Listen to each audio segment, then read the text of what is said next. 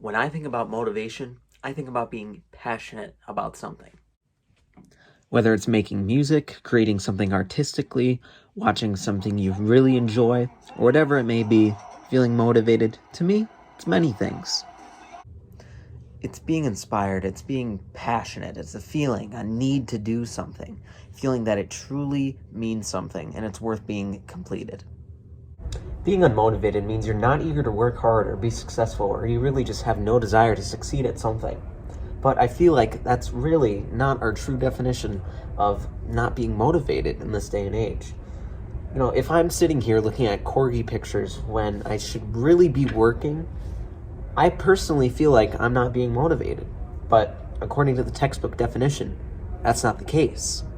Being unmotivated means that you physically don't have that urge, that want, that need, that word need, to really do the thing that you're trying to get yourself to do.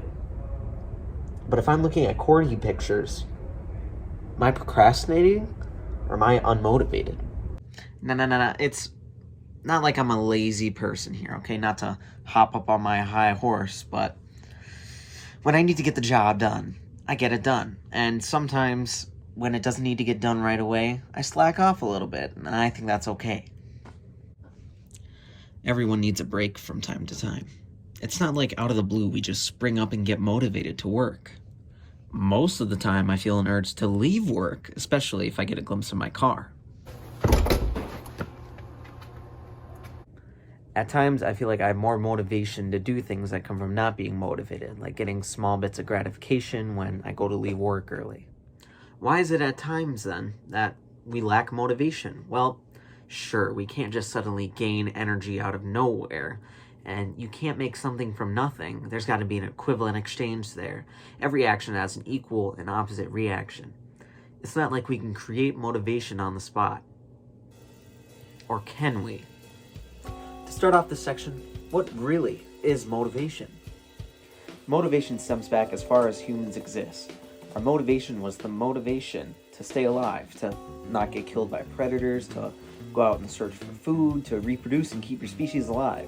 These ancient motivations lead to our current sensations like fight or flight, or hunger, and more.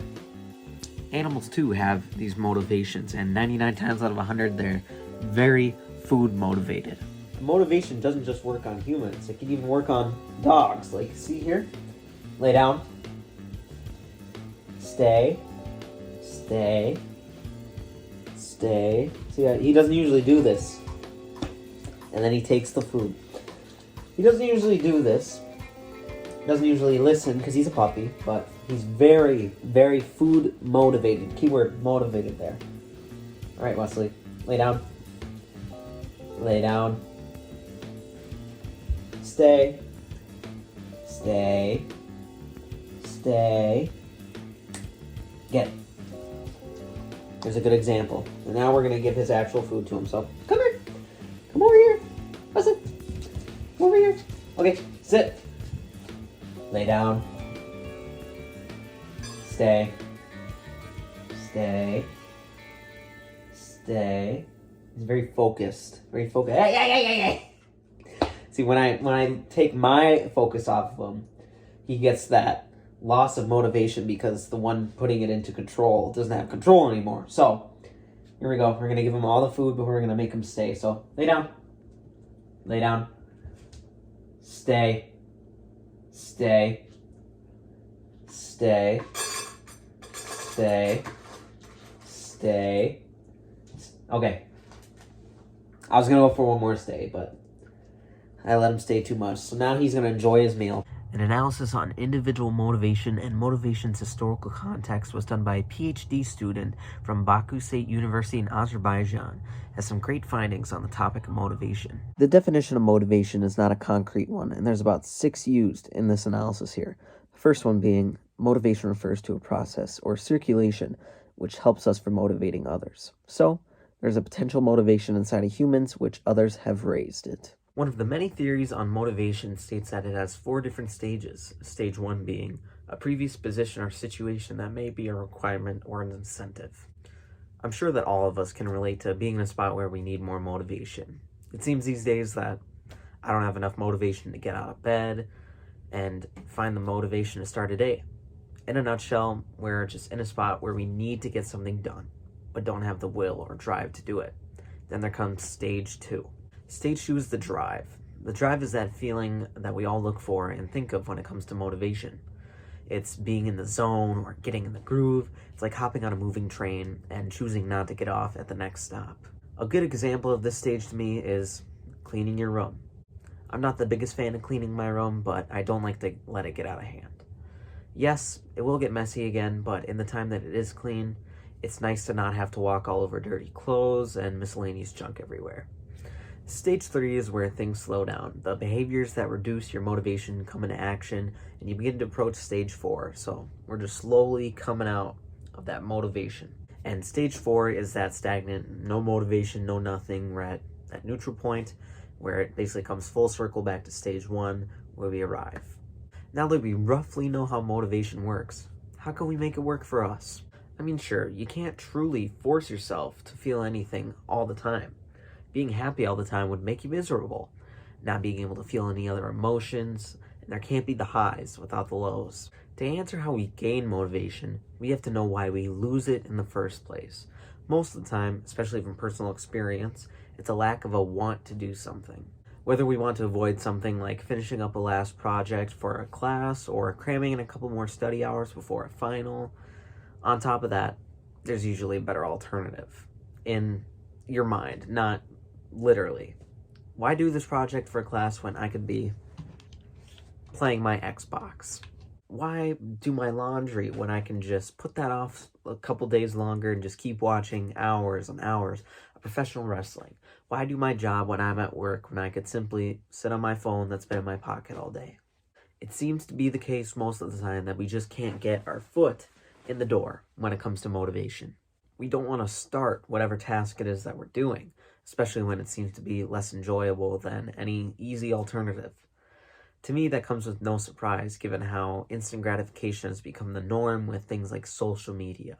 Now, I'm not going to sit here and talk all day about how bad phones are and how we can't unplug and we're the most plugged in generation, even though I agree with a lot of the things that I said there. In short, on the topic of instant gratification, if I can purchase a book from Japan to my doorstep, to my home, about a dude who's crippled in the 1890s who joins this horse race, meets an Italian guy, all of a sudden they get superpowers, and all of a sudden the president and Jesus Christ are involved in this horse race,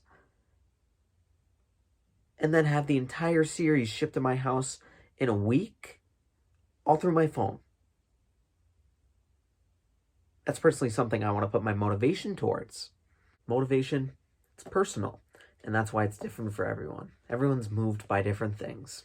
All of the things that I've mentioned so far, like JoJo's Bizarre Adventure, professional wrestling, video games, they're all forms of media or entertainment that we consume and that are enjoyed by lots of people. The point I'm coming to is that we all have something that motivates us and get us to tick. When it comes to getting things done when you want with motivation, like completing a school project, you can take that motivation and hang it behind that task. So after you're done, you can get that piece there, kind of disguising what you're doing. And on the surface, yeah, I'm going to do this big, long project forever and put in a bunch of hours of work. And at the end, I'm going to play video games until the sun rises. And once you dig a little deeper, you see the truth in that and what I'm getting at in this section. Now, I just mentioned putting your reward at the end of a task, right after you finish it. But you can also move that and split up your task into smaller, more manageable sections. So when you put your reward here and your task here, your motivation to get here can show up. Now, the end goal doesn't have to be something like this. It can be whatever gets you going. Food, a nap, listening to music, going on your phone, whatever. If that section in between starting, reward, starting again, end goal is too long, like let's say if you're working on a 10-page essay, it's probably not going to be a great idea to cram all of that into a 4-hour-long writing session. So we can split that up into hour-long segments, or even shorter if you're on a time crunch or you really can't focus, and sprinkle in rewards in between. Write the introduction, first paragraph, read a chapter of your favorite book, or write some more paragraphs, go get a KFC chicken sandwich. We can take motivation, and by taking that first step and knowing I'm going to work for half an hour and then I can take a break. That's all I need to do right now is half an hour and we can rest. We can make things more manageable. I kind of relate it to the mental health struggle. If you're stressing out too much, try and break it down piece by piece, day by day. To elaborate things more, just taking things one day at a time, 1 hour at a time, 10 minutes at a time. If that's too much, a minute at a time. Only focus on that section you're singling out, because that's all you have to do. That creates a smaller area of your focus, of your drive for motivation, and it allows you to harness more motivational energy. At the end of the day, motivation has many definitions, and each of us can define our own. We can take motivation and use it to our advantage, but sometimes it's not that easy, and that's okay. We're only human and we can only do so much. But at the same time, there's so much more that we can do because we're human. Motivation can be a one-way street at times, making it seem like you're swimming upstream, and I don't want to send the wrong message home saying, keep working and fighting, and you can do anything, because that's not the case 99% of the time. We get tired and we need to rest, and we can't go 100% all the time. With some moderation and knowing what we're capable of, we can make motivation a tool for ourselves. The point I do want to drive home at the end of this video is that we cannot be motivated all the time. It's not natural or healthy. We can use motivation to our best benefit once it does come around, though. With that, I'm going to take my motivation and put it towards something useful, like getting the guts to go eat 4 McDonald's McChicken sandwiches in one sitting. All jokes aside, thank you for watching. I will see you later.